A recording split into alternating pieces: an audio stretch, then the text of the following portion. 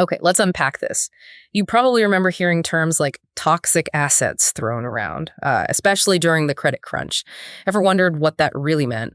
Or how something like a mortgage could suddenly become, well, central to a global financial mess? If so, you're definitely in the right place. Today, we're doing a deep dive into the machinery behind it all. We're talking securitization and its more complex relative, the CDO, collateralized debt obligations. Exactly. And securitization, it's really key here. Fundamentally, it's how banks can sort of lay off risk and, crucially, turn those future loan payments back into cash they can use now. It keeps the whole credit system flowing, Our source material actually lays this out really clearly, step by step, even the, let's say, more advanced stuff. Right. So the mission today. By the end of this, you won't just know the definitions. We want you to really get how these things work, why they were used so much, and frankly, what it all means for finance, and maybe even how you think about risk. Let's get started. So let's start with the basics. You've got a bank, right? It holds things like mortgages, car loans, maybe credit card debt. These things promise money later. How on earth do they turn that future promise back into, actual cash today? It sounds a bit like spinning straw into gold. Well, it's more financial engineering than magic, thankfully. Yeah. Securitization is the tool. Think about it. A bank might have thousands of mortgages. Each one pays out over, 20, 30 years. That's a long time. But the bank needs cash now, maybe to issue new loans. So what they do is they package up a whole chunk of these existing loans. And they sell this package. Sell it to who? To a company created just for this purpose. It's called a special purpose vehicle, or SPV. It's legally separate from the bank. This SPV raises the cash to buy the loans by issuing bonds to investors. Okay, bonds. And investors buy these because? Because those bonds are backed by the expected payments from the original loans. Right. The mortgages, in our example. The homeowners keep paying, and that money flows through the SPV to the bondholders. Future income becomes cash now for the bank. Okay, that makes sense for sort of getting cash quickly and maybe managing risk.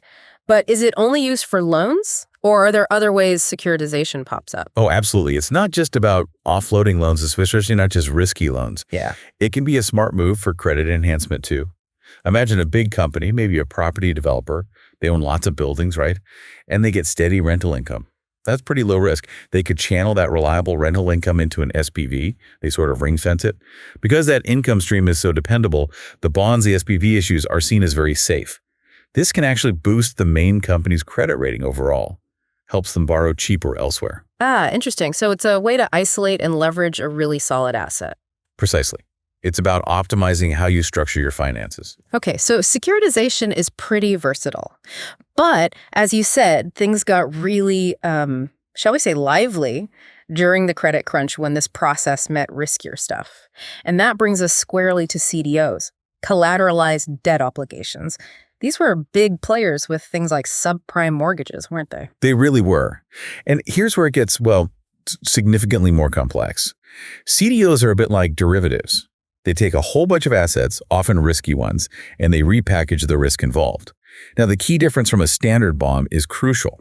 With a normal bond, if things go wrong, the pain is sort of spread thinly across everyone holding the bond. Okay.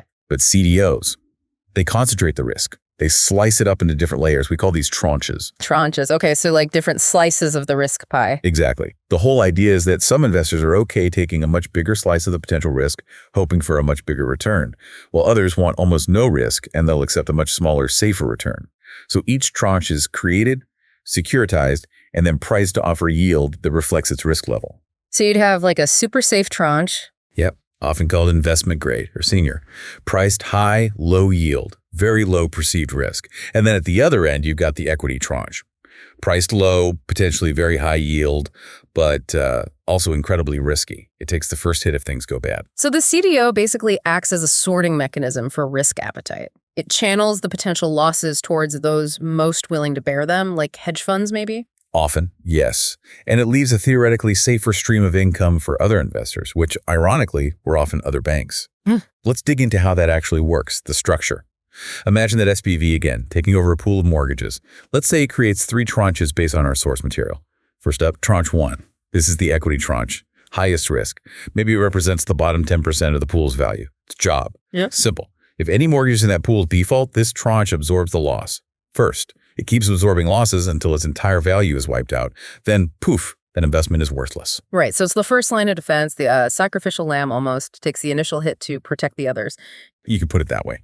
Then comes tranche 2, the mezzanine tranche, sort of middle risk, maybe another 10% of the principal value. It only starts taking losses after tranche 1, the equity tranche, because it's completely gone. Okay, so it's got a buffer below it. Exactly. And finally, tranche 3. This is the big one, the AAA or senior tranche. It's the rest of the pool's value, so maybe 80% in this setup. It's designed to be the safest. It only takes a loss if both the equity and the mezzanine tranches have been completely wiped out first. Gotcha. And these percentages, the 10%, 10%, 80%, that's the CDO structure, right? And I guess that changes depending on how risky the original mortgages are thought to be. Absolutely. If the underlying loans seem really safe, maybe the equity and mezzanine tranches are thinner. If they look shaky, those bottom tranches need to be thicker to absorb more potential losses and make the senior tranche look safe enough to get that AAA rating. Makes sense. Now, the cash flow part is also structured. People talk about a waterfall. A waterfall, okay. Yeah, think of the money coming in, the interest and principal payments from homeowners. That cash flows down through the tranches. The senior tranche, tranche 3, gets paid first. Right. All its promised interest and principal. Only when it's fully paid does any money flow down to tranche 2, the mezzanine. And only when that's fully paid does anything left over trickle down to tranche 1, the equity tranche. Ah, okay. So the payments flow top down. Right. But the losses flow bottom up. Defaults hit equity first, then mezzanine, then senior. So like filling buckets from the top, but if there's a leak, it drains from the bottom first. That's a great analogy. The senior buckets get filled first, mezzanine next, equity gets whatever spills over. But losses drain the equity pool first. It creates this clear priority for who gets paid and who takes the hit. That waterfall and buckets idea really helps visualize it. Okay, let's make it even more real. Numbers. Say our bank has $350 million in mortgages. They're earning 7% net income a year on those, average life of 10 years. And the bank decides, okay, let's securitize 85% of this pool. How does that play out? Okay, let's follow the money based on the source's example structure. 3 tranches again. First, 75% of that securitized value backs A-rated loan notes. Let's say they offer investors 6% per year. Next, 15% backs B-rated notes. Riskier, so they offer more, say 11% per year. And the final 10%, that goes into unrated subordinated certificates. That's our super risky equity tranche equivalent here. Got it. 75, 15, 10, Yep. covering the 85% securitized pool. Right. Now, first, what's the total income coming in from all the mortgages? $350 million at 7% is $24.5 million a year. Okay, $24.5 million inflow. Now, the outflows.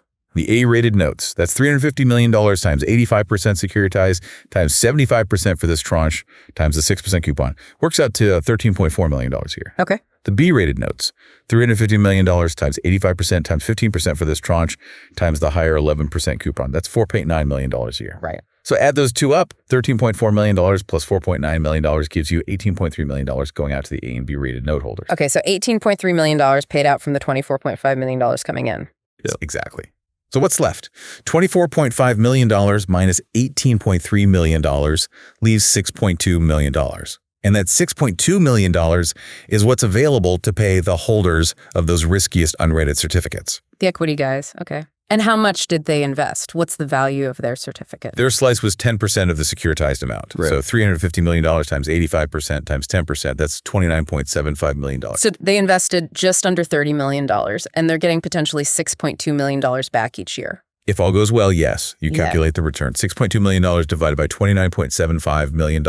And yeah, it's a huge potential return, about 20.8%. Wow, 20.8%. You can see why that would be attractive. But like we said, the entire return is on the line, isn't it? If those mortgage payments dip because people start defaulting, that $6.2 million shrinks fast or disappears completely. That 20.8% could easily become zero or negative if they lose principal. Precisely. It highlights the gamble involved in that equity tranche. Huge potential reward, equally huge potential risk. And here's something really interesting, a sort of nuance from the source material. Notice we use the entire $24.5 million income from all the mortgages to calculate the payouts. Yeah, even though only 85% was technically securitized, why do that? Why give away the income from the 15% the bank technically still holds? It seems counterintuitive, right? Like the bank is losing out on that slice of income. But it's strategic. By dedicating 100% of the income stream to paying the tranche holders, they make all the tranches look more attractive, especially the riskier ones. It provides a bigger cushion, a stronger incentive for investors to buy all the pieces quickly. The bank's main goal here isn't squeezing every last drop of income. It's getting that initial cash from selling the bonds, freeing up their capital as fast as possible so they can go out and make new loans. Speed and liquidity are the priorities. Okay. So it's a trade-off. Give up a bit of ongoing income to maximize the upfront cash and the speed of the whole process. Yeah. You got it. It greases the wheels of the whole securitization machine. So let's pull this all together. What does this mean for you listening? We started with that basic idea. Banks turning future payments into cash now using securitization. Then we dove into CDOs, seeing how they slice and dice risk into these tranches, equity, mezzanine, senior. And we saw how that waterfall mechanism directs the cash flow and, crucially, how it allocates losses. Understanding this stuff, it's not just, financial jargon. It really is key to getting your head around major financial events, how risk moves through the system. It changes how you see the headlines, doesn't it? It really does. And maybe it leaves you with this thought to chew on.